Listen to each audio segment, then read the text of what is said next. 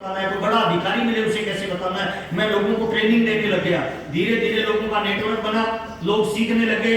ज्यादा लोग जुड़ेंगे तो ज्यादा लोगों को जोड़ेंगे कि नहीं जोड़ेंगे सर? लोग ज्यादा लोगों को जोड़ेंगे, कंपनी में ज्यादा लोग जुड़ेंगे तो माल कम बिकेगा या ज्यादा बिकेगा सर? टर्नओवर बढ़ेगा तो इनकम बढ़ेगी या नहीं बढ़ेगी सर? मेरी इनकम बढ़ना शुरू हुई सर। 1500 के बाद अगले महीने की इनकम आई 2000 रुपए, फिर मेरे को आई 4000 रुपए, फिर मेरे को आई 7209 रुपए।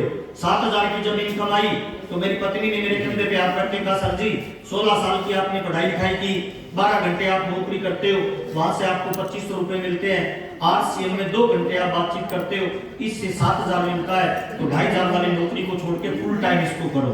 मेरा दूसरा मैसेज है, कभी भी आरसीएम को फुल टाइम मत करें, पार्ट टाइम करें। कब तक?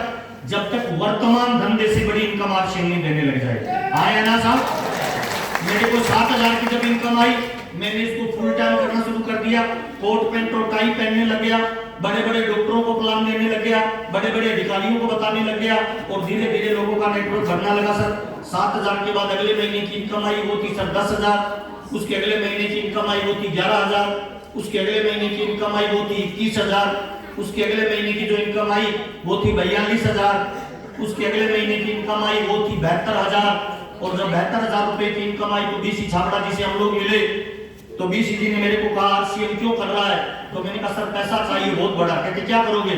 मैंने कहा सर मेरे पापा पे 7 लाख रुपए का कर्जा है वो उतारना है। तो उन्होंने लिखा कि लिख, जब तक तुम्हारा बिजनेस करने का कोई कारण नहीं होगा तब तक बड़ा बिजनेस नहीं होगा। हाँ है ना साहब? तो उन्होंने कहा लिख 7 लाख का कर्जा उतारना है। तो मैंने लिखा डायरी में 7 लाख का कर्जा उतारना है। और मैंने कहा सर और पैसा आएगा, ये कर्जा उतरेगा तब बताऊंगा। कहते नहीं अभी बता, ये कर्जा उतर जाएगा और पैसा आएगा तो क्या करेगा? तो मैंने कहा सर मेरे बच्चे सरकारी स्कूल में पढ़ते हैं, उनको इंग्लिश मीडियम में पढ़ाऊंगा। उन्होंने कहा लिख। और मैंने कहा सर एक लड़की से मेरी शादी हुई है, रोज झूठ बोलता हूँ I love you I love you, उसको जब सामान दिलाने लेके जाता हूँ तो उसका पसंद का नहीं दिलाता, तो मुझे लगता है मैंने किसी का जीवन खराब कर दिया। तो कहता लिख पत्नी के लिए करना है। और मैंने कहा सर गांव में कच्चा मकान है पापा का, वहां पक्का मकान बनाना है, कब बनाना है? तो मैंने कहा सर 5 साल बाद। तो उन्होंने कहा डेट लिख। मैंने डेट लिखा। कितने लाख का बनाना है? मैंने कहा 25 लाख का। तो उन्होंने कहा लिख। और मैंने कहा सर कार खरीदनी है। और मैंने कहा सर देश विदेश की यात्रा करनी है। और बोलते गए सर। मैंने 157 सपने लिखे थे। कितने सर?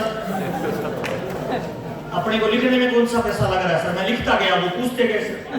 157 सपने लिखे। तो बीसी जी ने कहा ये सारे पूरे करने हैं? मैंने कहा सर ये सारे चाहिए।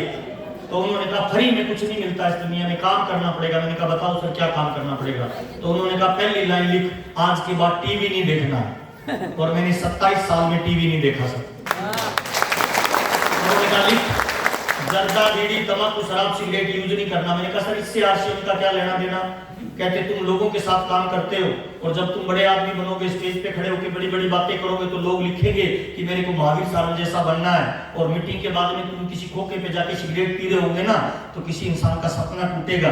तो तुम जब स्टेज पे खड़े हो तो तुम में कोई दाग नहीं होना चाहिए, इसीलिए तुम्हें जर्दा बीड़ी तंबाकू शराब सिगरेट छोड़ना है। 27 साल हो गए सर, मैंने हाथ नहीं लगाया। बीसी छाबड़ा जी ने कहा लिख, नाराज नहीं होना। नाराज नहीं होना, गुस्सा नहीं करना, थकना नहीं है। मैंने कहा सर इससे आरसीएम का क्या मतलब है? तो उन्होंने कहा आरसीएम में भीड़ का व्यापार है, ये लोगों का